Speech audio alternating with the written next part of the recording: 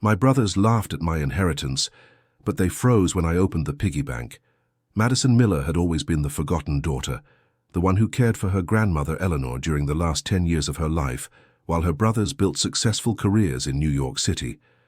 When the time came for the will reading, she expected some recognition for all her dedication, but what she received was very different from what she imagined.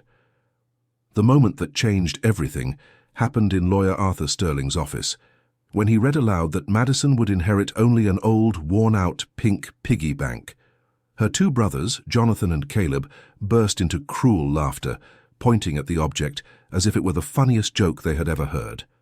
Jonathan, the eldest and most successful businessman, held his stomach from laughing so hard, while Caleb, the renowned lawyer, wiped tears of laughter from his eyes. "Seriously, Grandma, a piggy bank for a 42-year-old woman," mocked Jonathan, pointing his finger at Madison, who held the small object against her chest. "At least now we know what Grandma really thought of each of us," added Caleb, still laughing. "We got properties, bank accounts, investments, and Madison gets a child's toy." Madison felt her face burn with shame as the lawyer continued reading. Jonathan had inherited 2 houses and an apartment downtown, plus a savings account with a considerable amount. Caleb received the office that their grandmother had kept rented for decades, plus shares in a local company and valuable jewelry. For Madison, who dedicated the best years of her life caring for her grandmother, all that remained was that worn-out piggy bank she recognized from Mrs. Eleanor's childhood. "Are you sure there wasn't some mistake?"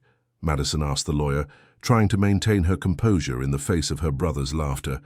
"There was no mistake, Miss Madison. Your grandmother was very specific about each inheritance," replied Mr. Arthur, handing her a sealed envelope. "She also left this letter with instructions that it be opened only by you at home." The brothers continued making jokes about the piggy bank all the way to the parking lot. Jonathan suggested that Madison could use the bank to store spare change, while Caleb joked that at least she had gotten something useful to teach her kids to save if she ever had children. The words cut deep, especially because Madison had never managed to build a family of her own, dedicating herself entirely to her grandmother's care. When she finally got home, Madison placed the piggy bank on the kitchen table and stared at it for a long time. The object brought back childhood memories when she played at her grandmother's house and was always fascinated by that pink bank that sat on top of the bedroom dresser. Back then, Mrs.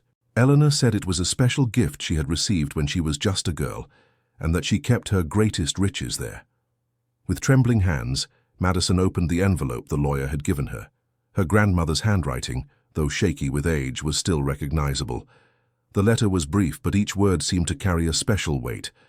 "My dear Madison, you were the only one who truly loved me without expecting anything in return. Inside this bank is the greatest treasure I can leave to anyone. Open it only when you are completely alone, and follow the instructions you find. Remember, the most valuable things are not always in the shape we expect. With all my love, Grandma Eleanor." Madison examined the bank more closely. It was larger than it seemed at first glance, made of sturdy ceramic with hand-painted details that time had faded. She looked for the traditional opening slot on top, but noticed it was sealed with what appeared to be old wax. That's when she noticed something she had never seen before, a small bump at the base of the safe, almost imperceptible. Upon pressing the bump, she heard a soft click and felt a part of the base move slightly. Carefully, she discovered there was a secret side compartment that opened through an ingenious mechanism. Inside, instead of the small coins she expected to find, there were dozens of small papers carefully folded, all written in her grandmother's handwriting. The first paper she opened made her heart race. It was a detailed record. The Harrison family, loan of $2,000, January 2010. For son's medical treatment, address 234 Magnolia Lane. The second paper showed Douglas Sullivan, loan of $1,500, March 2015, to open a small business, address 567 Main Street. Madison continued opening the papers, discovering an impressive list of loans her grandmother had made over decades. Each paper contained precise information: the person's or family's name, amount loaned, date, reason for the loan, and address. Madison counted 53 different records, with amounts ranging from $500 to $5,000. Some loans dated back more than 30 years, others were quite recent. What impressed her most was her grandmother's meticulous organization and the fact that she had never mentioned these loans to anyone in the family. At the bottom of the secret compartment, Madison found one last paper, different from the others. It was a longer letter, explaining everything. "Madison, my dear granddaughter, these are the most important investments I have made in my life. Each person on this list needed help in a difficult time, and I was able to offer that help. I never charged interest, never pressured for payment, never told anyone about these loans. But I know you have the generous heart needed to understand the true value of what you are receiving." The letter continued, "Your brothers are good men, but they are too busy building their fortunes to understand that true wealth lies in helping others. You spent 10 years taking care of me, never asking for anything in return, always putting my well-being before your own. That is why I entrust you with this responsibility. Visit these families, find out how they are, see if they still need help or if they can repay the kindness they received. Use your wisdom to decide what to do with each case." Madison spent the entire night reading and rereading all the papers, trying to process the magnitude of what she had discovered.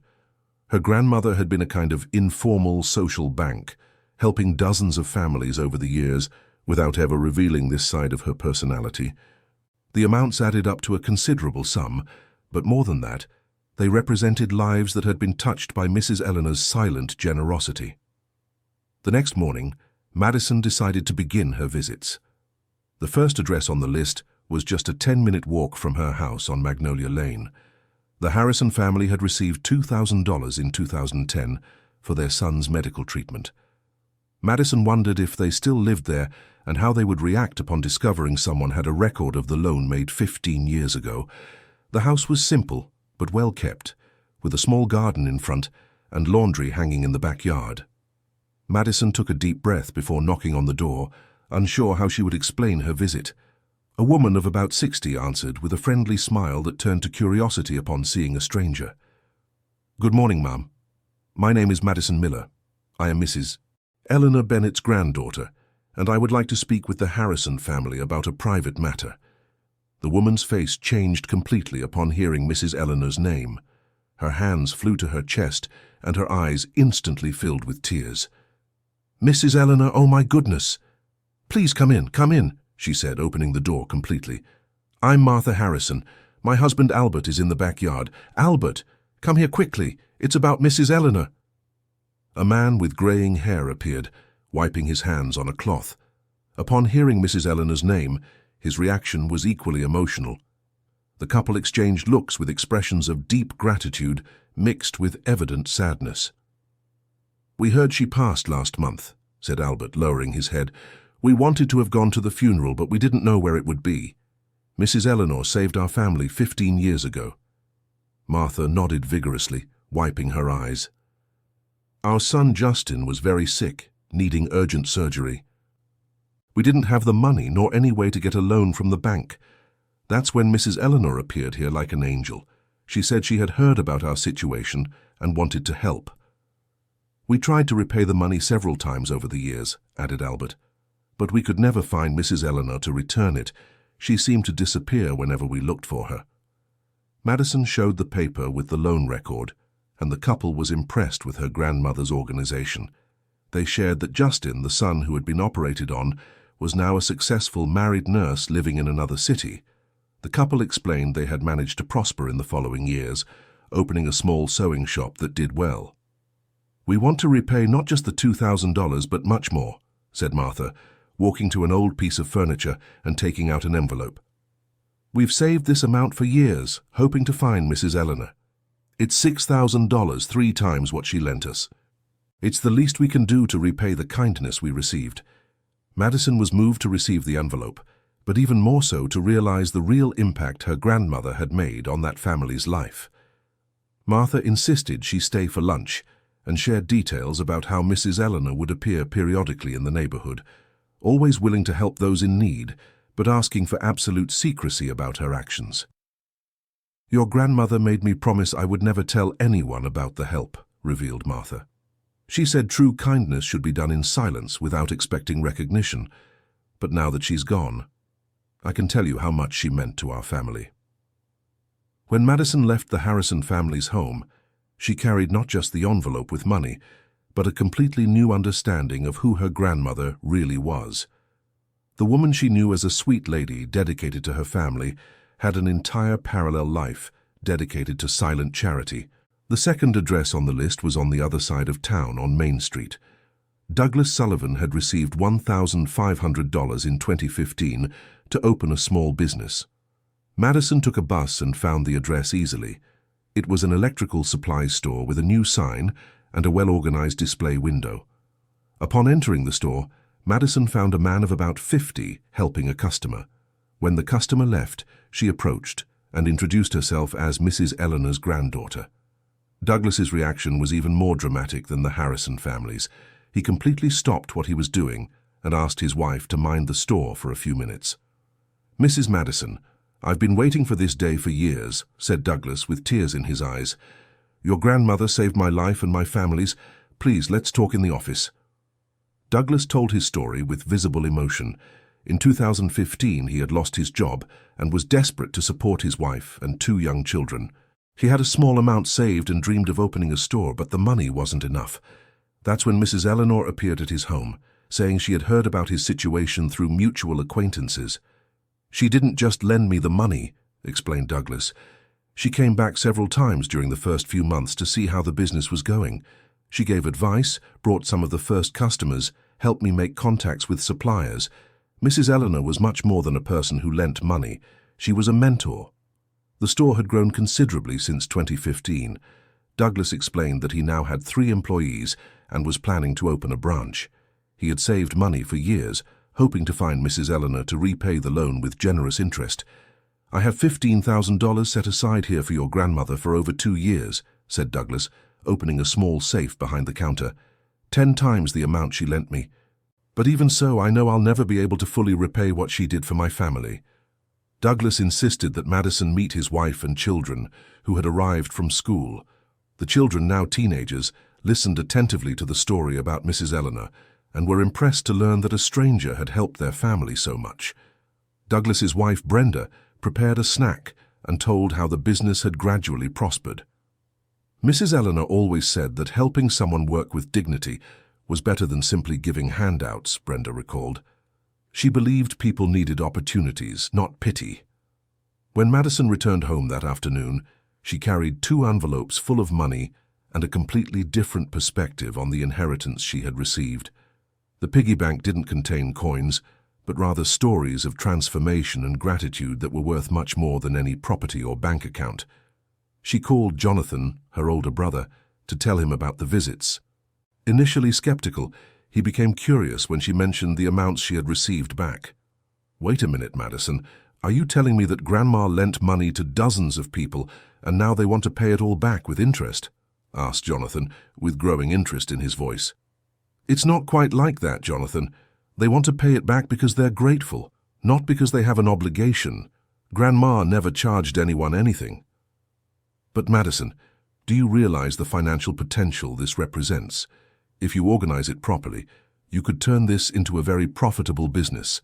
I can help you structure an efficient collection system." Jonathan's suggestion made Madison uncomfortable. She tried to explain that it wasn't a financial matter, but about preserving her grandmother's legacy of kindness. Jonathan, however, saw only profit opportunities and suggested she hire a lawyer to formalize all the collections. "Jonathan, you didn't understand anything," said Madison firmly. "Grandma wasn't a loan shark. She helped people because she had a generous heart. Turning this into a business would destroy everything she built." Dear listener, if you're enjoying the story, please take a moment to like and especially subscribe to the channel. It helps us a lot, as we're just starting out. Now, continuing. In the following days, Madison continued visiting the addresses on the list. Each visit revealed a new facet of her grandmother's personality and the impact she had had on the community. The third visit was to the home of an immigrant family that had arrived in the United States 10 years ago with only the clothes on their backs. The Castillo family, originally from the countryside of another South American country, had received $3,000 from Mrs. Eleanor in 2017 to open a small bakery in the neighborhood. Madison found not just a thriving bakery, but a small family empire that included a pastry shop and a catering service for parties. Luis Castillo, the father of the family, wept openly upon learning that Madison was Mrs. Eleanor's granddaughter. He called the whole family to meet her, his wife Elena, 3 already grown children, and 2 small grandchildren. They all gathered at the bakery after closing hours to talk. "Your grandmother was the first person who believed in us in this country," said Luis, his voice thick with emotion. "We arrived here knowing no one, not speaking the language properly. Mrs. Eleanor not only loaned us money, she taught us the recipe for the sweet bread that is still the bakery's bestseller to this day." Eleanor showed Madison the recipe notebook Mrs. Eleanor had given them, with detailed instructions written by hand. Besides the recipes, there were tips on how to deal with Brazilian customers, how to calculate prices, and even phrases in Portuguese to use when serving. "Your grandmother came here every week for the first 2 years," Eleanor recounted. "She brought customers, advertised our bakery to the neighbors, taught us local expressions. Without her, we never would have managed to adapt." Luis and Eleanor's children had graduated from university.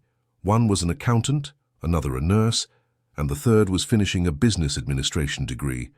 They all worked part-time at the bakery, building a solid family business. The eldest son, Carlos Castillo, had taken on the role of manager and had expanded the business considerably. "We want to repay not just the money but also offer you a job," said Carlos. "We need someone to coordinate our catering service, and it would be an honor to have Mrs. Eleanor's granddaughter working with us." Madison was touched by the offer, but explained she still had many families to visit before making any decisions about her future. Luis insisted on giving her $10,000, more than 3 times the amount originally loaned, plus a huge basket of breads and pastries to take home. "This money represents just a small part of what we owe your grandmother," Luis explained. "But what we can never repay is the dignity she gave us when we arrived here with nothing." The 4th visit led Madison to meet Harold Bennett, a carpenter who had received $2,500 in 2012 to buy tools after his equipment was stolen. Madison found a well-structured woodworking shop with several employees and a loyal clientele. Harold, a man of about 60, received Madison as if she were a princess. He stopped all work in the shop and gathered his employees to tell the story of Mrs. Eleanor. Madison was moved to realize her grandmother had become a legend in the lives of all these people. "Your grandmother saved me from a deep depression," Harold revealed, his voice choked. "When they stole my tools, I thought my life was over. I was 50 at the time, with no money to start over, no prospect of getting a bank loan. That's when Mrs. Eleanor knocked on my door." Harold told how Mrs. Eleanor not only loaned the money, but also went with him to stores to choose the best tools, negotiated prices with the sellers, and even brought the first customers to his newly reopened shop. She said something I've never forgotten. "Harold, your hands have the gift of creating beauty. Don't let thieves destroy that gift." And she was right. Today, my woodworking shop is known throughout the region. Harold had prepared a surprise for Madison. For the last 5 years, he had been creating a special piece of furniture made from fine woods, hoping to find Mrs. Eleanor to gift it to her. It was a beautiful dresser, with hand-carved details and a secret compartment. "This piece was for your grandmother," said Harold, stroking the polished wood, "but now I want you to have it. Inside the secret compartment, there are $25,000, 10 times what your grandmother loaned me, but the piece itself is priceless. It represents years of work done with gratitude and love." Madison was impressed with the quality of the work and with Harold's generosity. He insisted on delivering the dresser to her home and refused to accept any payment for the delivery. When they arrived at Madison's house, Harold helped position the dresser in the bedroom and showed how the secret compartment mechanism worked. "Your grandmother always said that the best treasures are hidden where only special people can find them," said Harold, demonstrating the mechanism. "This piece was made to hold precious things, just like she did with that piggy bank." That night, Madison called Caleb, the middle brother, to tell him about her discoveries. Caleb, being a lawyer, was concerned about the legal implications of the situation. "Madison, you need to be careful. Technically, these loans are legal debts. If you don't formalize the situation, you could have problems in the future. I can prepare settlement contracts for each person." Caleb, Grandma was adamant about keeping everything informal. She trusted people and they lived up to her trust. "But Madison, what if someone denies receiving money? What if some heir of these people tries to challenge the payments you're receiving? You need legal protection." Madison realized that Caleb, just like Jonathan, saw the situation only from a financial and legal standpoint. They couldn't understand that the real value of the inheritance wasn't in the money, but in the human relationships her grandmother had built. The fifth visit brought a surprising revelation. The address led Madison to a simple house where Dorothy Miller lived, a 70-year-old woman who had received $1,000 in 2018 to pay for medicine for her sick husband. When Madison arrived, she discovered she knew that lady. "Mrs. Dorothy, you're Mrs. Pearl's neighbor who lives on my street." "Madison, what a surprise. Of course I know you, dear. You're that young lady who took such loving care of Mrs. Eleanor," said Dorothy, hugging Madison warmly. "You knew my grandmother." "Knew her?" "My dear, your grandmother saved my husband's life. Come, sit here on the porch and I'll tell you everything." Dorothy explained that her husband, Walter, had developed an illness that required expensive medication. The couple had used all their savings and had no way to continue the treatment. That's when Mrs. Eleanor appeared, through Mrs. Pearl, who had mentioned the neighbor's difficult situation. "Your grandmother didn't just give me the money," Dorothy recounted. "She started visiting my husband regularly, brought fruit, talked with him, kept him company. Walter always said her visits were more important than the medicine itself." Madison learned that Walter had passed away 2 years later, but that the last years of his life were dignified and comfortable, thanks to her grandmother's help. Dorothy had saved money to repay the loan, even though she was retired with a limited income. "I have $2,000 here for you, Madison. I know it's not much, but it's what I've managed to save. Your grandmother deserved so much more," said Dorothy, handing over a worn envelope. "Mrs. Dorothy, you don't need to repay anything. Grandma helped because she wanted to, not expecting anything in return. But I need to, my dear. Your grandmother taught me that kindness should circulate. Now that I can repay, even if it's a little, I want to do my part." Dorothy insisted that Madison stay for dinner and shared more details about how Mrs. Eleanor acted in the community. She visited several families regularly, always bringing something: food, medicine, sometimes just company, and words of encouragement. "Your grandmother had an impressive information network," Dorothy revealed. "She always knew when someone was going through hard times, even before the person themselves asked for help. It was as if she had a special intuition for finding those who needed help the most." During dinner, Madison met Dorothy's daughter, who had just arrived from work. The young woman, named Heather, worked as a nurse at the city hospital and was moved to learn about Mrs. Eleanor's legacy. "Mrs. Madison, your grandmother was an angel in my family's life," said Heather. "During my dad's treatment, she not only helped financially but also guided my mom on how to better care for him at home. The tips she gave made our daily life so much easier." Heather revealed that Mrs. Eleanor had given basic medical advice that was very useful, suggesting positions for her father to sleep better, types of food that helped with the medication, and even simple exercises that improved his mood. "I never understood how your grandmother knew so much about patient care," Heather commented. "She seemed to have a nurse's experience, but everyone said she had never worked in the medical field." This observation piqued Madison's curiosity. She began to notice that her grandmother demonstrated knowledge in many different areas, depending on who she was helping. With the carpenter, she understood tools and wood. With the immigrant family, she knew recipes and baking techniques. With the sick, she was familiar with nursing care.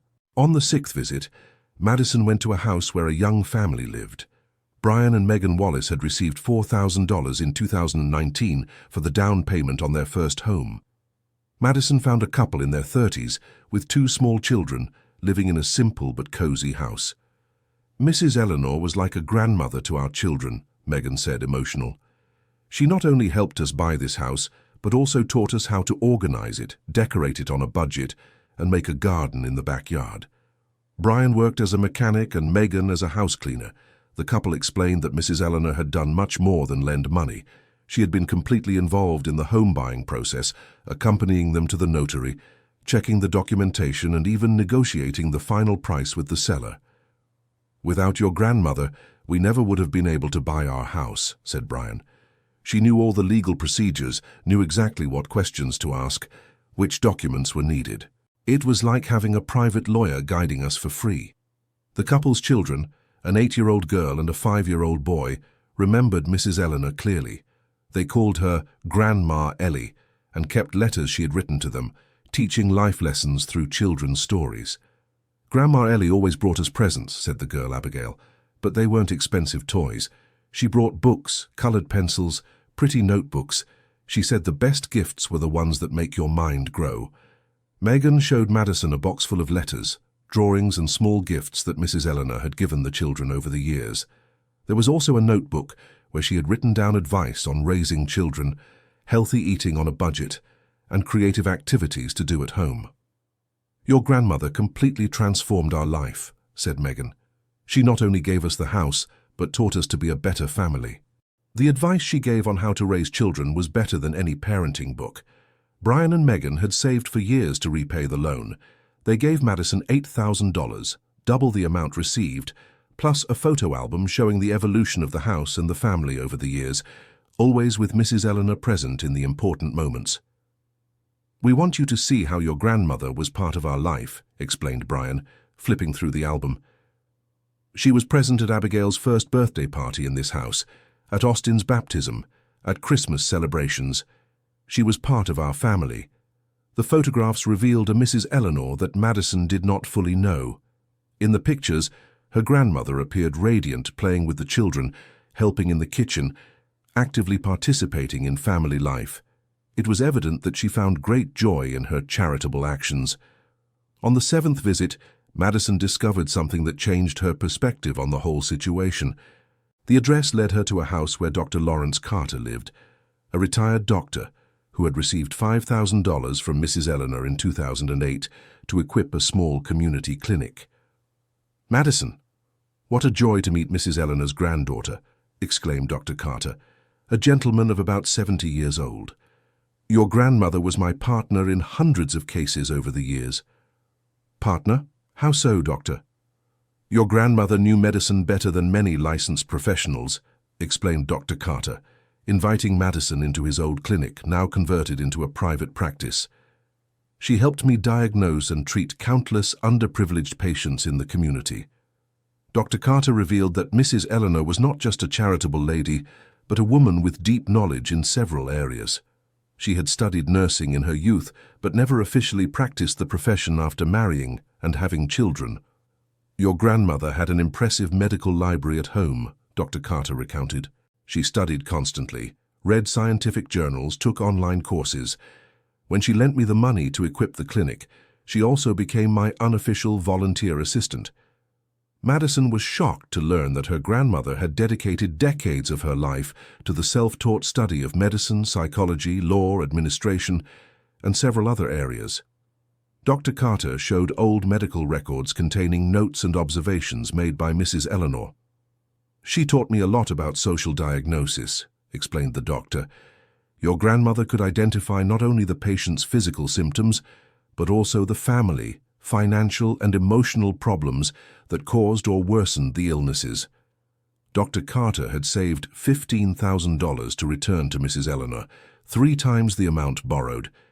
He explained that the clinic had prospered so much that he was able to retire comfortably and now maintained the practice only for special cases.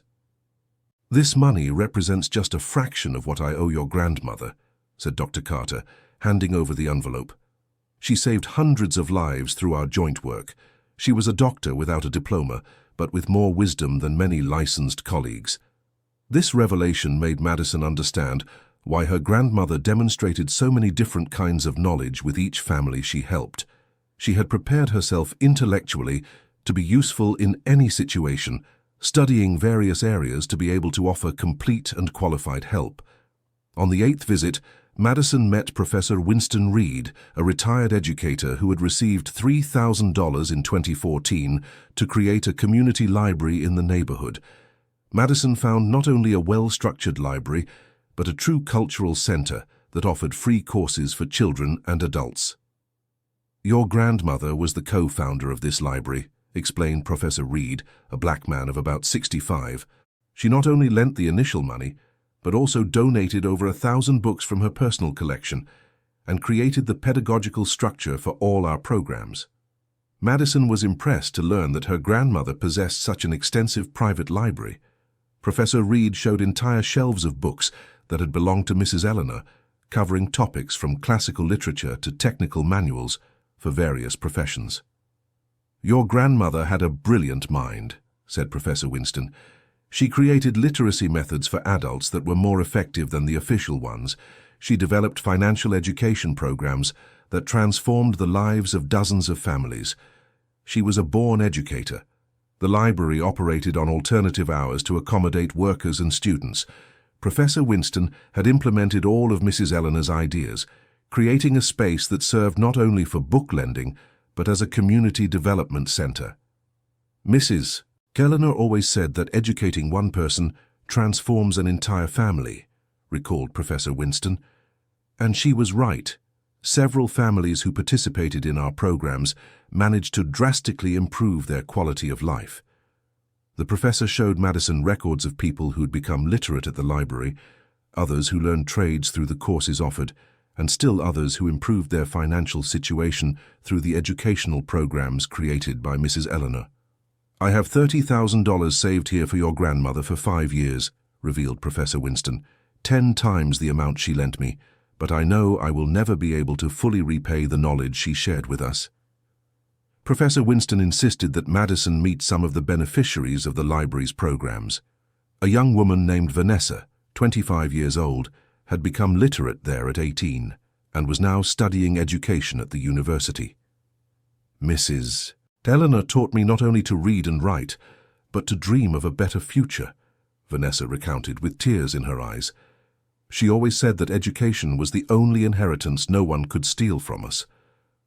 A 50-year-old man named Clarence had learned basic carpentry in the library's courses and now had his own workshop.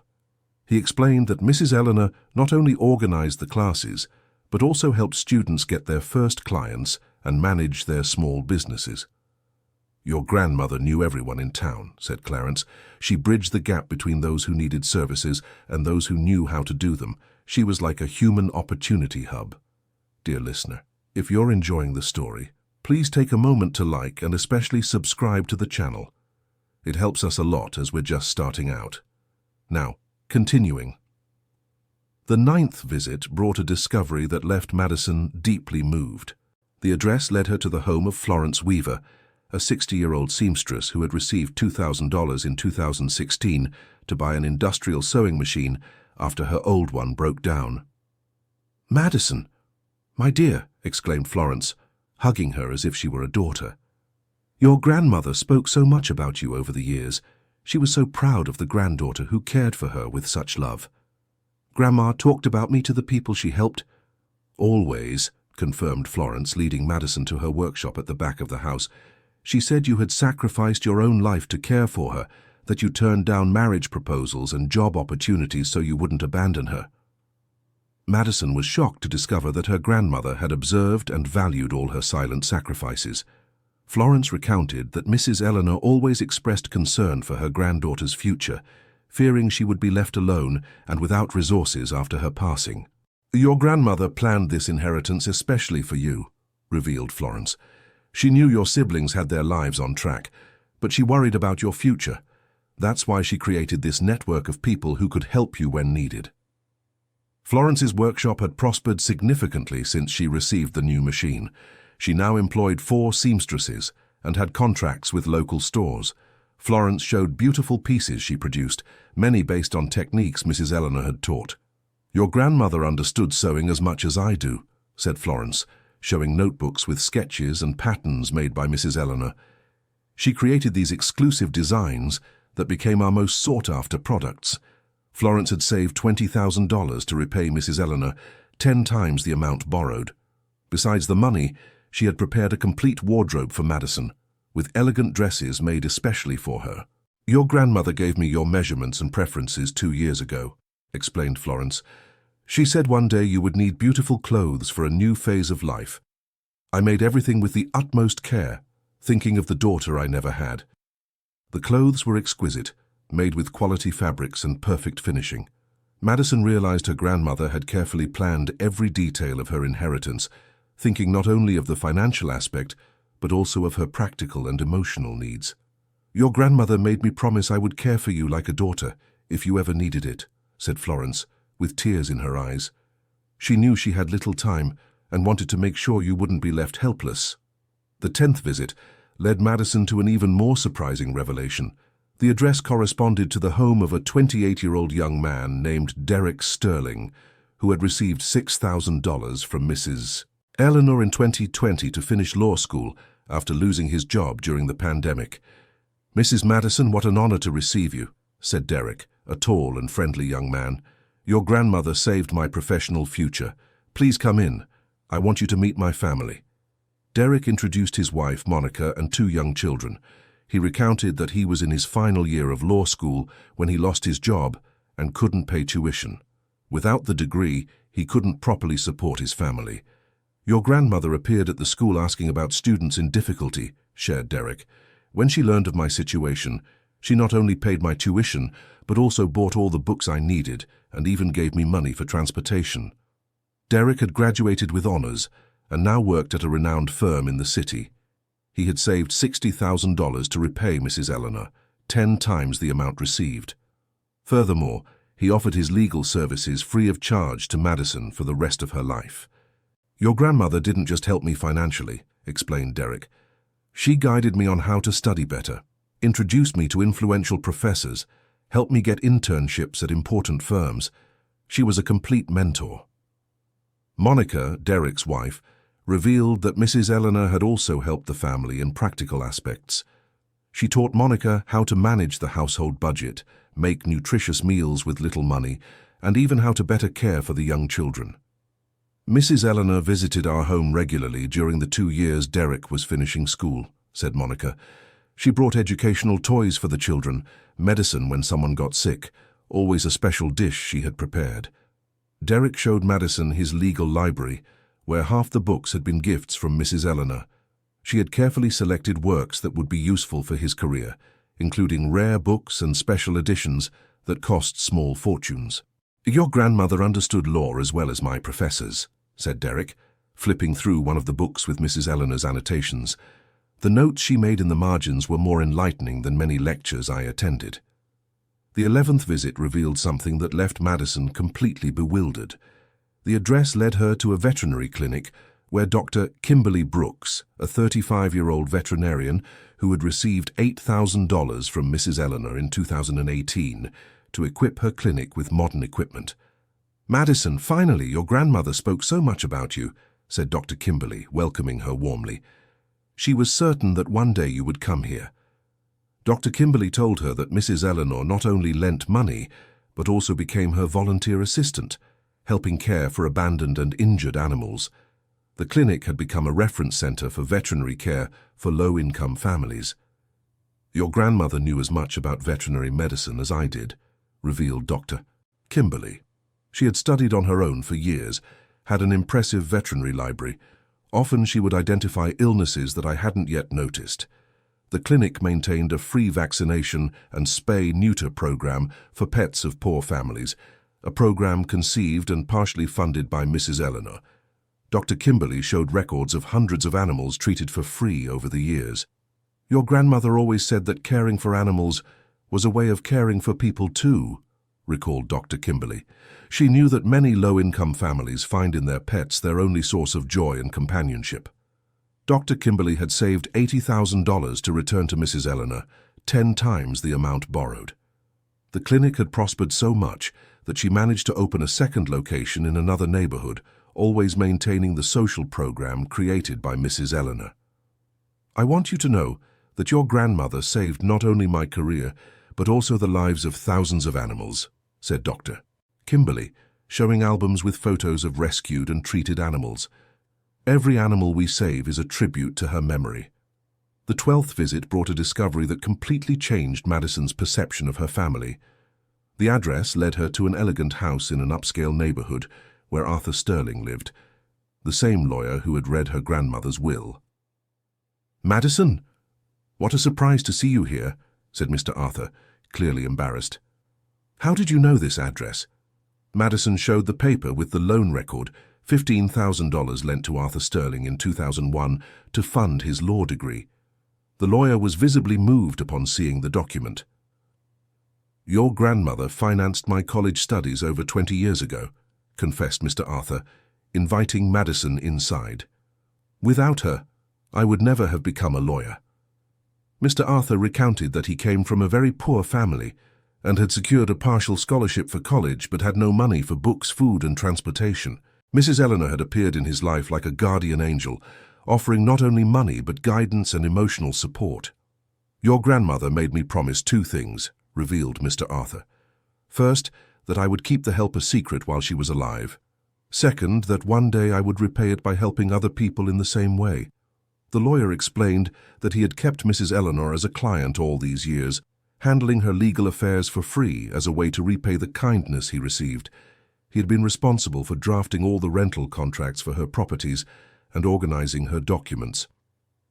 "Your grandmother was a much more complex woman than your family imagined," said Mr. Arthur. "She hired me to handle her business, but in truth she was the one teaching me about law and about life." Mr. Arthur revealed that he had set aside $150,000 to return to Mrs. Eleanor, 10 times the amount borrowed. His practice had prospered significantly, and he always attributed his success to the solid foundation Mrs. Eleanor had provided. "Why didn't you mention this during the reading of the will?" asked Madison. "Because your grandmother specifically asked me not to reveal anything until you discovered it on your own," explained Mr. Arthur. "She wanted you to gradually understand the magnitude of what you were inheriting." Mr. Arthur then revealed something even more surprising. Mrs. Eleanor had left detailed instructions on how Madison should proceed with each family on the list, including suggestions on amounts to accept as repayment and guidance on how to use the money productively. "Your grandmother meticulously planned this inheritance for years," said Mr. Arthur, showing a folder with documents. "She knew exactly what impact each revelation would have on you and how it would transform your life." The 13th visit led Madison to a discovery that left her breathless. The address corresponded to the home of her own brothers, first Jonathan, then Caleb. Mrs. Eleanor had secretly loaned money to both during difficult times in their lives, without them knowing it was help from their own grandmother. Madison decided to confront Jonathan first. She found him at his company, a modern and well-decorated office that reflected his success as a businessman. When she showed him the paper with the record of the $20,000 loan made in 2008, Jonathan was completely shocked. "This is impossible, Madison. I never borrowed money from Grandma," said Jonathan, examining the document. "Do you remember receiving $20,000 anonymously in 2008, when your first company was failing?" Jonathan's face changed completely. He clearly remembered an envelope he had found on his desk at the office, containing exactly $20,000 in cash and an anonymous note saying, "For someone who deserves a second chance." "My God. Was it Grandma who saved me from bankruptcy?" murmured Jonathan with tears in his eyes. "I always wondered who could have done that. I searched for months, but I never found out." Jonathan recalled how that money had arrived at the exact moment he needed it most. His company was about to close. He had lost important contracts and couldn't get bank loans. The $20,000 allowed him to pay urgent debts and restructure the business. "Madison, I criticized the inheritance you received, not knowing that Grandma had already helped me much more than I deserved," said Jonathan, visibly shaken. "How could I have been so ungrateful and arrogant?" Jonathan insisted on giving Madison $200,000, 10 times the amount he had received from his grandmother. Besides the money, he offered an exciting proposal. He wanted Madison to become his partner in the company, putting all her business knowledge to work in continuing Mrs. Eleanor's charitable work. "Madison, I want to turn part of my company into a non-profit foundation," proposed Jonathan. "You would be the president. and we would use all available resources to continue Grandma's work, but in an organized and expanded way. Jonathan's proposal touched Madison deeply, but she asked for time to think. First, she wanted to finish all the visits and fully understand the extent of her grandmother's legacy. The visit to Caleb was equally revealing. The lawyer had received $15,000 in 2012 to pay for expensive medical treatment after an accident that left him with spinal problems. Just like Jonathan, Caleb didn't know the money had come from his grandmother. "Madison, that money allowed me to get treatment from the best doctors in the country," said Caleb, completely moved. "Without it, I probably would have been left with permanent damage. Grandma saved not only my career but my quality of life." Caleb had saved $150,000 to return in case he ever discovered the identity of his anonymous benefactor. Just like Jonathan, he offered his professional services to Madison free of charge for the rest of her life. "I want you to know I can handle all the legal aspects of whatever work you decide to continue," said Caleb. "I'll create contracts, foundations, organizations, everything necessary to formalize and expand Grandma's legacy." The two brothers, profoundly transformed by the discoveries, offered Madison sincere apologies for their laughter and malicious comments during the reading of the will. They acknowledged they had underestimated both their sister and Mrs. Eleanor's wisdom. "Madison, we were blind and arrogant," said Jonathan, embracing his sister. "Grandma knew exactly what she was doing. She gave us properties and money, things we already knew how to manage. But to you she gave something far more valuable, the opportunity to transform lives and build a lasting legacy. And the worst part is we mocked you for receiving exactly what we both had already received from Grandma without knowing it," Caleb added. "She discreetly helped us when we needed it, and now she was passing on to you the responsibility of helping others." The subsequent visits revealed an impressive pattern. Mrs. Eleanor had created a complex and careful network of mutual aid that functioned like a parallel society based on solidarity. Each person helped eventually became capable of helping others, creating a virtuous cycle of shared prosperity. The 16th visit led Madison to a farm on the outskirts of town where Franklin Graham lived. A 55-year-old farmer who had received $12,000 from Mrs. Eleanor in 2015 to save his plantation after a pest destroyed almost the entire harvest. "Mrs. Madison, what a joy to see you here," exclaimed Franklin Graham, a strong man tanned by the sun. "Your grandmother saved not only my family, but our entire rural community." Franklin Graham recounted that Mrs. Eleanor not only lent money, but also brought agricultural technicians to teach modern cultivation and pest control methods. The farm had become a model of sustainable agriculture in the region. "Your grandmother understood farming as well as trained agricultural engineers," said Franklin Graham, showing the organized crops. "She taught me techniques that increased our productivity by 300%. The farm now employed 15 families from the region and supplied organic products to city markets. Franklin Graham had saved $120,000 to return to Mrs. Eleanor, 10 times the amount lent. "Besides the money, I want to offer you a house here on the farm," said Franklin Graham, showing a new, cozy building. "Your grandmother always said you deserved a peaceful place to live, surrounded by nature." The house was beautiful, with a view of the crops and a well-kept garden. Franklin Graham explained that Mrs. Eleanor had suggested the construction 2 years prior, saying Madison might need a refuge in the future. The 17th visit revealed another aspect of Mrs. Eleanor's personality. Madison visited a municipal school where Ms. Susan Palmer worked, a 48-year-old educator who had received $5,000 in 2017 to create a special education program for children with learning difficulties. "Your grandmother revolutionized our school," Ms. Susan Palmer shared, showing specially adapted classrooms. "She not only funded the program, but also developed innovative methodologies that are still used today." The program had become a regional reference, serving hundreds of children with special needs. Ms. Susan Palmer had documented all the methods created by Mrs. Eleanor, planning to publish a book about the techniques developed. "Your grandmother had an intuitive understanding of how children's minds work," explained Ms. Susan. "The methods she created are more effective than many official special education techniques. Miss Susan had saved $50,000 to repay, 10 times the amount borrowed. She also offered Madison a job as an educational coordinator, should she decide to change careers. The 18th visit brought an emotional revelation about Mrs. Eleanor's past. Madison visited Mrs. Gladys Jenkins, an 82-year-old lady who had been her grandmother's neighbor and close friend for decades. "Madison, my dear, your grandmother told me so much about you," said Mrs. Gladys, welcoming her into a house full of old photographs. "Sit here. I'll tell you the true story of her life." Mrs. Gladys revealed secrets the family had never known. Mrs. Eleanor had lost a son at a young age, at 25, in an accident. After that tragedy, she had dedicated her entire life to helping other families, especially those with children in difficulty. "Your grandmother channeled all the pain of her loss into love for others," explained Mrs. Gladys. "Every person she helped represented a way to honor the memory of the son she lost." Mrs. Gladys showed letters that Mrs. Eleanor had written over the years, expressing her feelings and life philosophies. The letters revealed a deeply spiritual woman, but with a practical spirituality, focused on concrete actions to help others. "Your grandmother once told me, 'Gladys, God gives us talents and opportunities not to accumulate wealth, but to be instruments of kindness in the world,'" recalled Mrs. Gladys.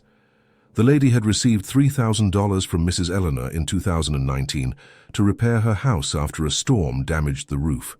She had saved $30,000 to repay, along with a trunk full of personal items that Mrs. Eleanor had left in her care. "She asked me to keep these things for you," said Mrs. Gladys, opening the trunk. "They are diaries, photographs, certificates from courses she secretly took for years." The trunk contained emotional treasures, diplomas from correspondence courses in various fields, photographs of all the families Mrs. Eleanor had helped, detailed diaries of each case of assistance provided, and thank you letters from hundreds of people. "Your grandmother studied her whole life," revealed Mrs. Gladys, showing certificates for courses in nursing, psychology, administration, law, education, veterinary science, and agriculture. She said she needed to prepare herself to help anyone in any situation. The diaries revealed Mrs. Eleanor's most intimate side. She noted not only the details of the loans, but also her reflections on each family, her concerns for the future of the people helped, and her joys at seeing the positive results of her actions. One diary entry, dated 2 years prior, deeply touched Madison. "Today I watched Madison caring for me with such affection, even though she has given up so many personal opportunities. She doesn't know it, but she is the most generous person I know. I need to prepare a special inheritance for her, something that honors her kindness and gives her the future she deserves." The 19th visit led Madison to a private college where Lucas Sullivan, a 24-year-old young man who had received $8,000 from Mrs. Eleanor in 2021 to fund his medical studies, was a student. "Mrs. Madison," exclaimed Lucas, running to greet her. "Your grandmother was my guardian angel. Come, I want you to meet my classmates." Lucas introduced Madison to other students who had also been helped by Mrs. Eleanor over the years. It turned out that her grandmother had secretly funded the studies of more than 20 underprivileged young people at the university. "Your grandmother didn't just pay our tuition fees," explained a young woman named Sienna. "She followed our academic progress, checked our grades, offered career guidance, even psychological help when needed." Lucas was in his final year of medical school and had already been accepted for a cardiology residency. He had saved $80,000 to return to Mrs. Eleanor, planning to work in community clinics as a way to repay the kindness he had received. "Your grandmother made me promise that after graduating, I would dedicate part of my time to providing free care for underprivileged families," said Lucas. "It's the least I can do to honor her memory." The group of students had created an association to continue Mrs. Eleanor's work, offering free tutoring to underprivileged youth who dreamed of higher education. Madison was impressed to see how her grandmother had inspired a new generation of professionals committed to social responsibility. The 20th visit revealed the most surprising aspect of Mrs. Eleanor's legacy. Madison went to a municipal orphanage where Sister Beatrice, a 60-year-old nun, worked as a volunteer. She had received $10,000 in 2016 to renovate the institution's facilities. "Madison, what a blessing to have you here," said Sister Beatrice, hugging her warmly. "Your grandmother was our most dedicated partner for years." The orphanage had been completely transformed. What was once a precarious institution was now a welcoming, well-structured home with study rooms, a library, a sports court, and comfortable dormitories. "Your grandmother didn't just renovate our physical structure," explained Sister Beatrice. "She created educational programs, brought in volunteer professionals, organized cultural activities. She turned this place into a true home for the children." Sister Beatrice showed Madison records of dozens of children who had passed through the orphanage and achieved successful adoptions or become independent, productive adults. Mrs. Eleanor had personally followed the development of each child. "Your grandmother said that orphaned children were the children God had given her to compensate for the loss she suffered," revealed Sister Beatrice. "She treated each of these children as if they were her own family." The orphanage had become a center of excellence in childcare, serving as a model for other institutions. Sister Beatrice had saved $100,000 to return to Mrs. Eleanor, funds obtained through donations inspired by the work developed. "Your grandmother taught us that caring for abandoned children is preparing the world's future," said Sister Beatrice. "Every child who leaves here well prepared for life becomes a multiplier of kindness in society." The children at the orphanage still remembered Mrs. Eleanor with great affection. They called her Grandma Ellie and kept drawings and little letters they had made for her over the years. Madison was moved to see how her grandmother had been a mother figure to so many children in need. After more than 20 visits, Madison began to understand the true dimension of the inheritance she had received. It wasn't just 53 loans recorded in the piggy bank safe. It was a complex network of relationships based on trust, generosity, and social responsibility. Each visited family had not only settled its debt with generous interest, but had also become part of a supportive community that continued to help other people. Mrs. Eleanor had created a sustainable system of social development that functioned organically, without bureaucracy or paternalistic welfare. Madison calculated that she had already received over $2 million in repayments, but more important than the money was the discovery that her grandmother had built a legacy of social transformation that benefited hundreds of families and was still growing. The brothers Jonathan and Caleb, profoundly changed by their own discoveries, sought Madison for a serious conversation. They had reflected on the entire situation and reached surprising conclusions about themselves and the family. "Madison, we need to ask for your forgiveness, not just for the laughter during the reading of the will, but for years of unconscious disdain," said Jonathan with tears in his eyes. "We always saw you as the sister who couldn't make it in life, when in fact you were the only one who truly understood our family's values." Caleb agreed emotionally.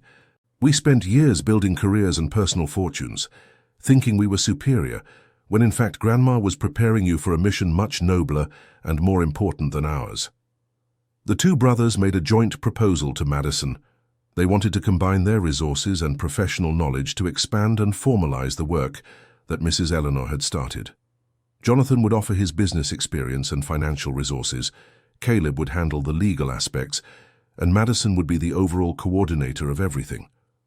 "We want to create the Eleanor Bennett Foundation," proposed Jonathan, "an organization that continues and expands Grandma's work, but with a professional structure to help many more people."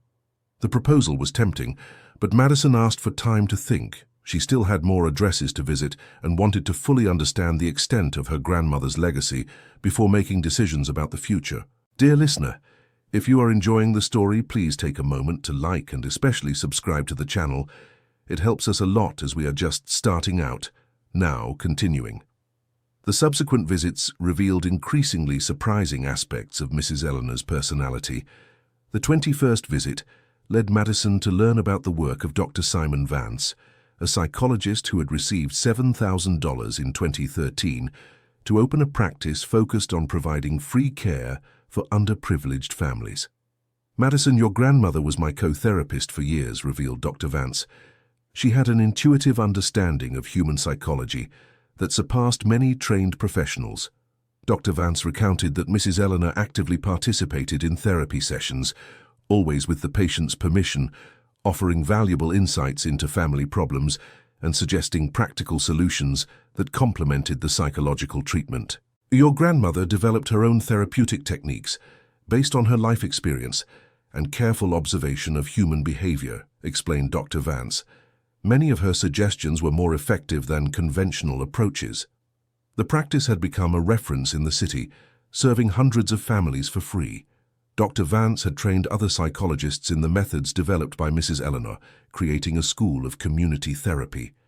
Your grandmother taught me that true therapy happens when we help people not only understand their problems, but also develop practical resources to overcome them, said Dr. Vance. He had saved $70,000 to return to Mrs. Eleanor, in addition to offering free psychological care to Madison whenever she needed it. The psychologist also revealed that Mrs. Eleanor had left notebooks with observations on each case treated, valuable material that could be used to train new therapists. The 22nd visit led Madison to a revelation that changed her perception of her own future. She visited a music school where Mr. Raymond Harrison worked, a 52-year-old musician who had received $4,000 from Mrs. Eleanor in 2018 to buy musical instruments for underprivileged children. "Madison, what a joy to see you," exclaimed Mr. Raymond. "Your grandmother always said you had a natural musical talent and that one day you would play again." Madison was surprised. She had played piano in her childhood and teenage years, but had abandoned music to care for her grandmother. She never imagined that Mrs. Eleanor still remembered that forgotten talent. "Your grandmother asked me to keep this for you," said Mr. Raymond, unveiling a beautiful, well-maintained, upright piano. "She bought it 3 years ago, saying you would need it when you discovered your true path in life." The piano was exactly like the one Madison had learned to play on as a child. Mr. Raymond explained that Mrs. Eleanor had attended his classes for months, not to learn music, but to understand how music could be used as therapy and an educational tool. "Your grandmother created a music teaching method that combines technique with emotional development," explained Mr. Raymond. "The children who learn through her method not only play better, but also develop self-esteem and discipline." The music school had grown significantly, serving over 200 children from the community. Mr. Raymond had saved $40,000 to return, in addition to the piano that was a gift from Mrs. Eleanor, specifically for Madison. "Your grandmother always said music would be an important part of your future," revealed Mr. Raymond. "She believed you would use your musical talents to complement the social work you were destined to do." The 23rd visit brought an exciting discovery about Mrs. Eleanor's culinary skills. Madison visited a popular restaurant where Mrs. Ruby worked, a 58-year-old cook who had received $6,000 in 2019 to expand her small business. "Madison, my dear," exclaimed Mrs. Ruby, hugging her effusively. "Your grandmother was my teacher in cooking and business management. Come see our restaurant." The establishment was cozy and always packed, famous in the city for serving excellent homemade food at affordable prices. Mrs. Ruby explained that all the main recipes had been taught by Mrs. Eleanor. "Your grandmother knew culinary secrets that turned simple dishes into special delights," shared Mrs. Ruby. "But more than that, she taught me how to run the business, control costs, treat employees well, and always maintain quality." The restaurant employed 15 people from the community and had become a social gathering spot in the neighborhood. Mrs. Ruby had saved $60,000 to return to Mrs. Eleanor, in addition to wanting to teach Madison all the special recipes. "Your grandmother made me promise I would teach her recipes to you," said Mrs. Ruby. "She said cooking with love was a way of caring for people, and that you would need to know this in the future."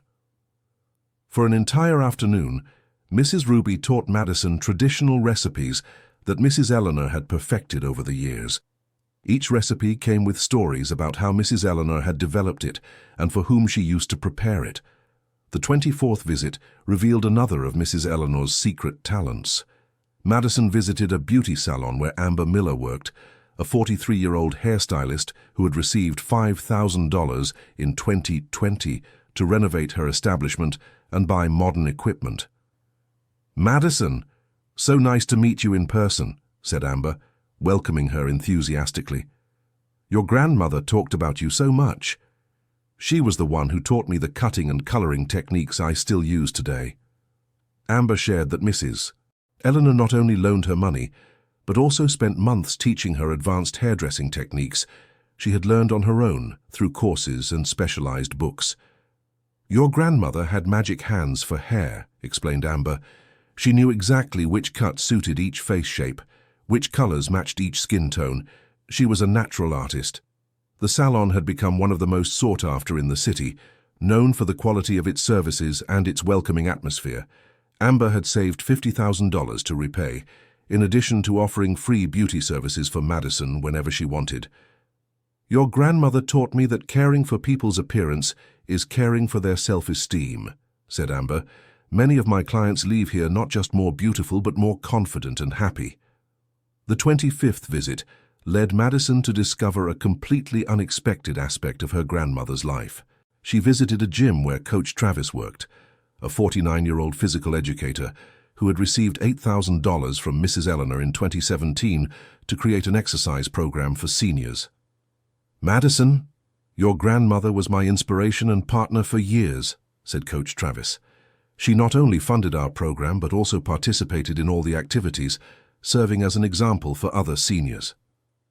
Coach Travis showed photographs of Mrs. Eleanor participating in water aerobics classes, group walks, and stretching exercises.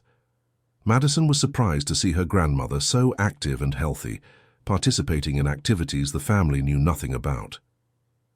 "Your grandmother was in better physical shape than many people in their 50s, revealed Coach Travis. "She exercised regularly, followed a balanced diet, and had impressive discipline. The senior program had become a model in the region, serving over 300 seniors regularly. Coach Travis had saved $80,000 to repay, in addition to offering a personalized exercise program for Madison. "Your grandmother always said that keeping our bodies healthy was our responsibility to the people who depend on us," explained Coach Travis. "She took care of herself so she could care for others longer." The 26th visit brought a revelation that left Madison deeply moved. She visited a senior center where Nurse Brenda Riley worked as coordinator, a 51-year-old professional who had received $9,000 from Mrs. Eleanor in 2015 to improve the institution's facilities and equipment. "Madison, your grandmother was our greatest contributor for years," said Nurse Brenda. "She visited our seniors daily, organized activities, personally cared for those who needed more attention." Madison discovered that Mrs. Eleanor had dedicated several hours a day to caring for abandoned or lonely seniors. She organized parties, outings, cultural activities, and always brought gifts and homemade food for the residents.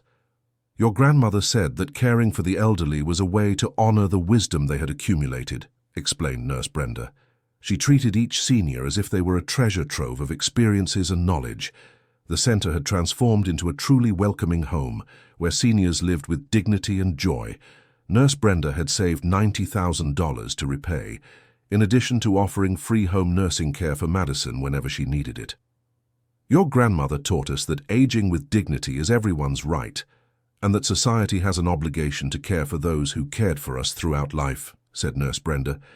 Madison was moved to see photographs of her grandmother participating in the lives of the resident seniors. Mrs. Eleanor appeared in photos always smiling, embracing people who seemed genuinely happy in her presence. The visits continued, revealing increasingly impressive aspects of Mrs. Eleanor's personality. Madison realized her grandmother had built a second parallel life entirely dedicated to community service, developing skills in dozens of different areas to be able to help anyone in any situation. The 27th visit led Madison to meet Mr. Gregory Sullivan, a 46-year-old professional who had received $12,000 from Mrs. Eleanor in 2016 to develop a basic sanitation project in underprivileged communities. "Madison, your grandmother was my co-designer for years," revealed Mr. Gregory. "She studied engineering on her own and developed brilliant technical solutions for infrastructure problems." Mr. Gregory showed projects for water and sewage treatment systems that had been developed in partnership with Mrs. Eleanor. The solutions were innovative, cheap and efficient, having been implemented in more than 10 communities in the region. "Your grandmother had an exceptional technical mind," explained Mr. Gregory. "She could visualize solutions that I, with all my academic training, hadn't considered. She was a natural engineer. The projects developed by Mrs. Eleanor had improved the living conditions of thousands of people, preventing diseases and providing access to clean water in communities that previously lacked this basic right. Mr. Gregory had saved $120,000 to return, in addition to offering free engineering consultancy for any social project Madison decided to develop in the future. The 28th visit brought a discovery that completely changed Madison's understanding of her inheritance planning.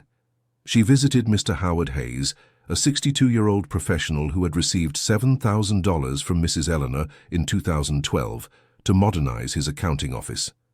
"Madison, your grandmother was my unofficial partner for years," revealed Mr. Howard. "She helped me manage the personal finances of all the people she was helping." Madison discovered that Mrs. Eleanor not only lent money, but also taught financial education to each beneficiary, helping them better manage their resources and prosper sustainably. "Your grandmother created personalized financial control spreadsheets for each family," explained Mr. Howard. "She monitored each one's situation monthly, advising on investments, savings, and spending control." Mr. Howard showed detailed files with the financial evolution of each family, helped by Mrs. Eleanor. The data proved that practically all had significantly improved their economic situation after receiving help and guidance. "Your grandmother turned indebted people into small savers and investors," said Mr. Howard. "She taught that receiving help was only the first step. The second was learning to become financially independent." The accountant had saved $70,000 to return, in addition to offering free accounting services for Madison and for any social project she decided to develop. The 29th visit revealed the most impressive aspect of Mrs. Eleanor's planning. Madison visited Mr. Julian Lawson, a 44-year-old professional who had received $10,000 in 2018 to open his own architecture firm. "Madison, your grandmother was my mentor in social architecture," said Mr. Julian. "She taught me that architecture must serve people's needs, especially those of the most underprivileged." Mr. Julian Lawson had developed designs for affordable housing, community daycare centers, and health clinics following Mrs. Eleanor's guidance. The designs were functional, inexpensive, and aesthetically pleasing, having been implemented in several communities. "Your grandmother had an incredible architectural vision," explained Mr. Julian Lawson. "She knew exactly how to organize spaces to maximize functionality and well-being, even with limited resources." The most surprising moment was when Mr. Julian Lawson showed Madison the blueprints for a special project, a complete community center that had been planned by Mrs. Eleanor specifically to house all the social activities she had started over the years. "Your grandmother secretly hired me 2 years ago to develop this project," revealed Mr. Julian Lawson. "She wanted to create a space where all her activities could function in an integrated way: a library, medical clinic, psychological counseling office, music school, sewing workshop, senior fitness center, community kitchen, all in one place." The project was impressive, a beautiful and functional architectural complex that could serve thousands of people simultaneously. Mrs. Eleanor had planned every detail, considering accessibility, sustainability, and energy efficiency. "She told me this would be her final gift to the community, but that it could only be built by someone who truly understood the value of social work," explained Mr. Julian Lawson. "She knew you would be that person." Mr. Julian Lawson had kept $100,000 to return, in addition to offering to supervise the construction of the community center free of charge if Madison decided to continue the project. After nearly 30 visits, Madison began to understand that her grandmother had meticulously planned a complete transformation of her life. Each loan recorded in the piggy bank safe was not just a debt to be collected, but a thread in a complex web of relationships and opportunities. Madison calculated that she had already received over $3 million in repayments, but more important than the money was the discovery of an entire community of people dedicated to social work, all inspired and trained by Mrs. Eleanor. The brothers Jonathan and Caleb accompanied Madison on some of her visits and became increasingly impressed with the magnitude and complexity of Mrs. Eleanor's legacy. They realized their grandmother had created much more than a loan system. She had built an informal community university where each person learned not only to solve their own problems, but also to help others. "Madison, our grandmother, was a social genius," said Jonathan, deeply impressed. "She created a human development system that works better than many official government programs." Caleb agreed, analyzing the situation with his lawyer's eyes. What Grandma did was create a solidarity economy network based on trust and reciprocity. It's a model that should be studied by sociologists and economists. The two brothers renewed their proposal to create the Eleanor Bennett Foundation, but now with a much broader and more ambitious vision. They wanted not only to continue their grandmother's work, but also to document and systematize her methods so they could be replicated in other communities. Madison had not yet made a final decision about the future, but she was beginning to glimpse the possibilities. She realized she held in her hands not only financial resources, but also knowledge, relationships, and a complete structure to carry out high-impact social work. The final visits on the list revealed the most exciting aspects of Mrs. Eleanor's legacy. The 30th visit took Madison to a community daycare center where Ms. Cynthia Weaver worked, a 53-year-old educator who had received $8,000 from Mrs. Eleanor in 2019 to improve the facilities and create new educational programs. "Madison, your grandmother was our most dedicated partner," said Ms. Cynthia. "She not only funded improvements to the daycare, but also developed innovative teaching methodologies we still use today." The daycare served 150 children from underprivileged families, offering not only basic care, but also quality education and nutritious meals. Ms. Cynthia showed well-equipped classrooms and a playground that had been built following Mrs. Eleanor's designs. "Your grandmother created educational programs that prepare our children much better for elementary school," explained Ms. Cynthia. "The children who go through here arrive at primary school with significant advantages over others their age."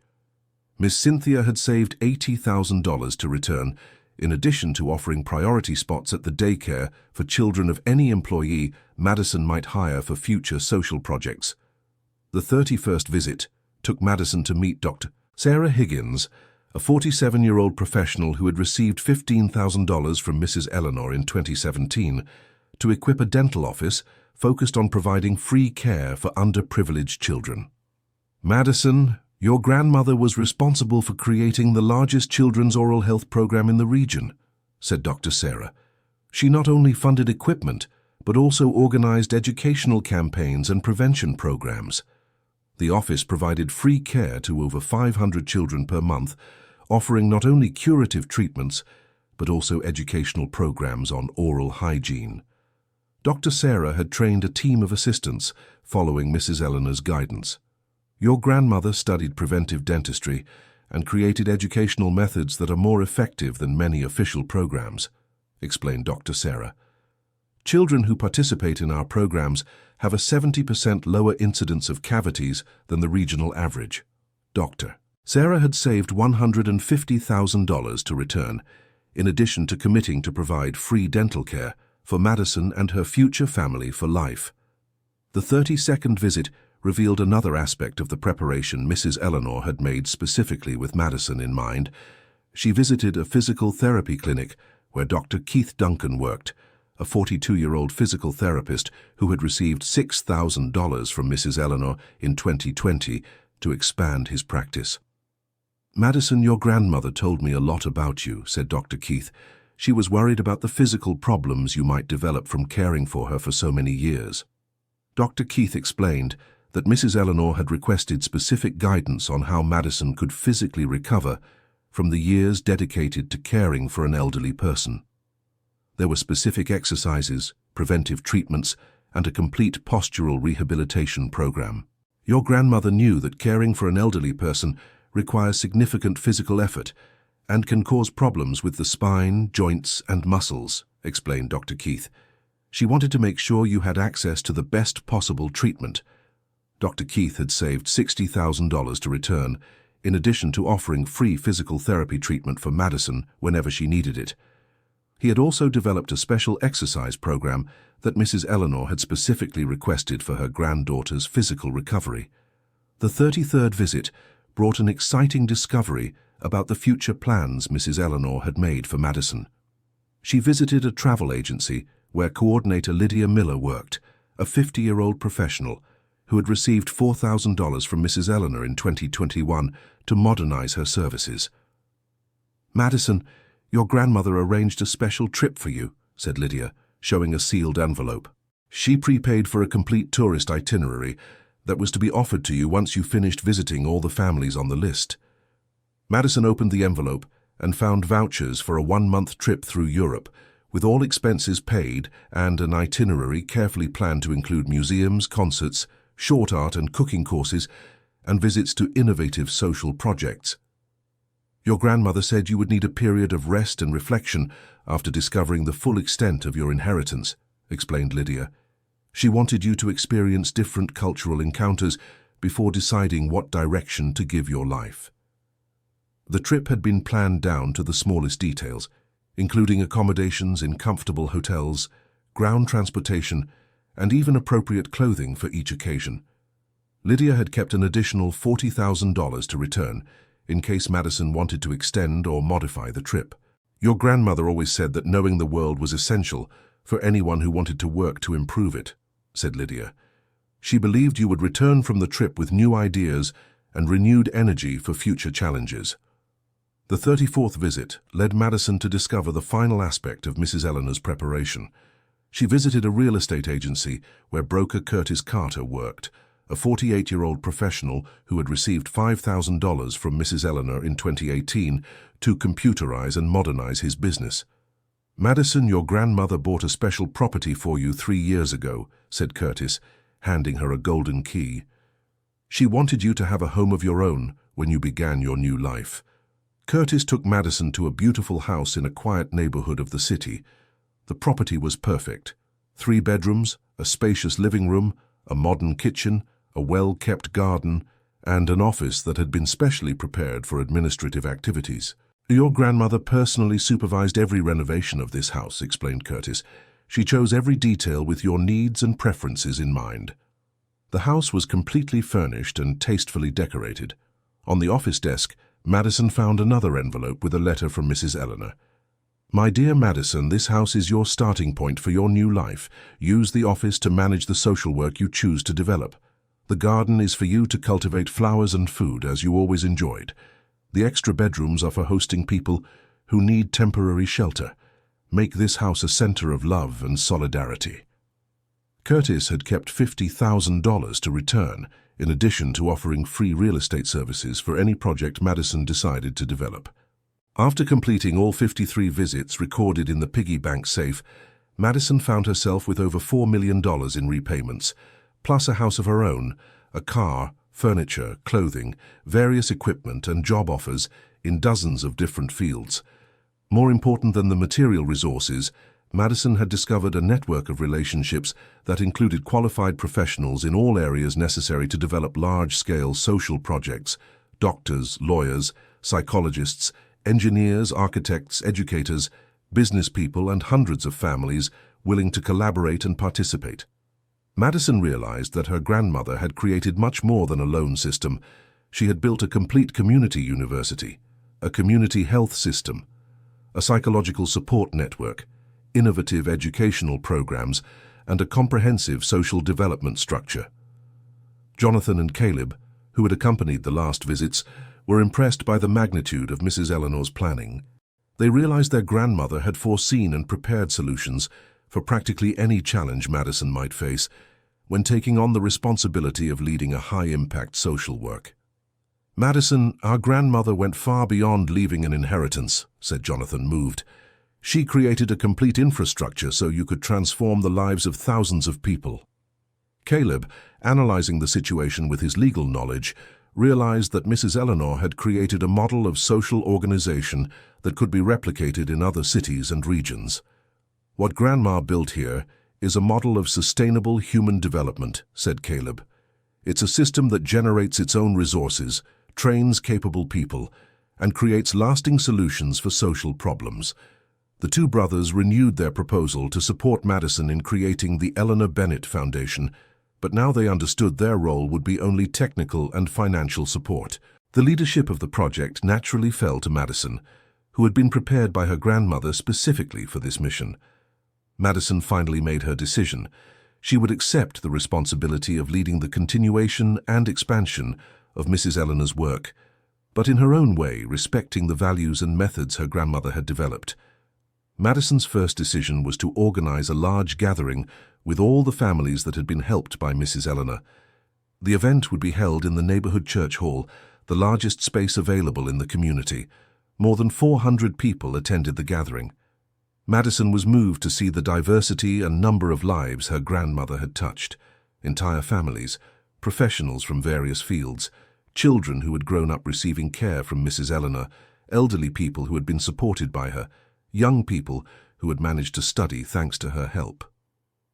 "Dear friends," said Madison, addressing the emotional crowd, "you were not just people who received help from my grandmother. You were the family she chose, the children she adopted, the partners she trained to continue her mission."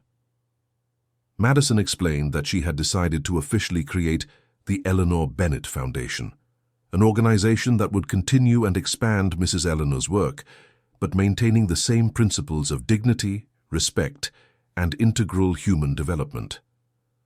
"My grandmother didn't want to create dependence on charity," explained Madison. "She wanted to form multipliers of kindness, people capable of prospering and then helping others prosper as well." Madison announced that the foundation would have different programs. 1. Solidarity. Microcredit. Program. Continuation of interest-free loans for people who needed capital to work or study. 2. Integral Education Program. Combination of formal education with financial, professional, and citizenship education. 3. Community Health Program. Free medical, dental, and psychological care for families in need. 4. Professional Development Program. Courses and training in various areas, from crafts to technology. 5. Culture and Arts Program. Cultural activities, community library, music and arts school. 6. Senior Citizens Program. Specialized care and activities for the elderly. 7. Social Infrastructure Program. Improvements in sanitation, housing, and community spaces. Madison proposed that each person present become an ambassador of the foundation, responsible for identifying and referring cases of people who needed help, as well as actively participating in the programs according to their skills and availability. "My grandmother created a social family," said Madison. "Now I want this family to grow and multiply, carrying the same values of dignity and solidarity throughout our entire community." The response was moving. Dozens of people volunteered. Others offered regular donations. Professionals offered to work for free a few hours per week. Business owners offered partnerships and discounts. Dr. Lawrence offered to coordinate the health program. Professor Winston agreed to lead the educational program. Mr. Julian committed to supervising the construction of the community center. Walter, the carpenter, offered his workshop for free professional training. Jonathan and Caleb formalized their participation. Jonathan would handle financial management and fundraising, while Caleb would provide all the necessary legal structure for the foundation's operation. 6 months later, the Eleanor Bennett Foundation was officially up and running. The community center had been built in record time, with all the benefiting families contributing volunteer work. The complex included a complete medical and dental clinic, a library with over 10,000 books, a music school with 15 rooms, sewing, carpentry, and craft workshops, a gym for all ages, a community kitchen that also functioned as a culinary school, a daycare for 100 children, a senior citizens center, an auditorium for cultural events, administrative offices. Madison had moved into the house Mrs. Eleanor had bought for her, but turned the extra rooms into temporary lodgings for people in emergency situations. The garden had become a community garden where she taught urban farming techniques. The model developed by Mrs. Eleanor had proven so effective that other cities began seeking out the foundation to implement similar programs. Madison began traveling regularly to guide the creation of new units of the Eleanor Bennett Foundation. 2 years after the discovery of the Piggy Bank, Madison had become a national reference in social development. She had been invited to speak at universities, advise municipal governments, and mentor other social organizations. But most important to Madison was seeing the real impact of the work on people's lives. Hundreds of families had significantly improved their living conditions. Young people had achieved higher education, seniors lived with more dignity, children had access to quality education. The network created by Mrs. Eleanor had multiplied exponentially. Each person helped became a new hub radiating solidarity, creating a cascade effect of social transformation. Jonathan and Caleb were also transformed by the experience. Jonathan redirected a large part of his business to activities with social impact, creating companies that generated jobs in underserved communities. Caleb specialized in social law, offering free legal counsel to community organizations. Madison never married nor had biological children, but she had become a mother to hundreds of children, a sister to thousands of adults, and a daughter to all the seniors she served. She had found in continuing her grandmother's work not just a profession, but a full and meaningful way of life. The pink piggy bank occupied a place of honor in the Foundation's main office, no longer as a receptacle for secret papers, but as a symbol of how small gestures of love can transform the world. Madison often received visits from people curious about how she had managed to build such a successful organization in such a short time. She always answered by pointing to the bank. It all started when I discovered that true wealth isn't in what we accumulate for ourselves, but in what we build for others. My grandmother taught me that love multiplied always returns multiplied. 3 years after reading the will, Madison organized a special party at the community center, Mrs. Eleanor's birthday. Over 1,000 people attended the celebration, each with a story to tell about how Mrs. Eleanor had changed their lives. During the party, Madison gave an emotional speech. "My dear friends, when my brothers laughed at my inheritance that day in the lawyer's office, they didn't know they were laughing at the greatest treasure a person can receive, the opportunity to make a difference in the lives of other human beings. The piggy bank you saw me open did not contain coins or jewels. It contained something far more precious, the trust of good people, the gratitude of generous hearts, and the responsibility to continue a mission of love. Today, 3 years later, I can say my grandmother left me the most valuable inheritance possible, a family of thousands of people, a clear life purpose, and the certainty that every day dedicated to the good of others is a day well lived. You who are here, you are my true inheritance. Every smile from a child educated in our schools, every tear of gratitude from a family that managed to thrive, every hug from an elderly person who feels loved, every achievement of a young person who managed to study, that is the wealth my grandmother left me." The party ended with everyone singing the anthem that Mrs. Eleanor had taught the daycare children. "Together we are stronger, together we are a family, together we build a better world for everyone." That night, Madison wrote in her diary, "Dear Grandma, today I fully understood your wisdom. You didn't leave me money or property as my main inheritance. You left me a mission, a family, and the certainty that life only has meaning when it is lived for others. Thank you for so carefully preparing my path. I promise to honor your memory every day of my life." Mrs. Eleanor's legacy continued to grow, touching lives in dozens of cities, inspiring a new generation of people committed to social transformation. The piggy bank had become a national symbol of how small acts of kindness can create extraordinary change. Madison, the daughter who was always considered the least successful in the family, had become the most accomplished and respected person, not by accumulating material wealth but by multiplying human wealth. The brothers who laughed at her inheritance now deeply admired her, recognizing that Mrs. Eleanor had perfectly chosen the right person to receive the most precious gift, the opportunity to transform the world through love. End of story. This was a fictional story created to touch our hearts. Now tell us what you thought. What did you feel upon discovering that the piggy bank held much more than money?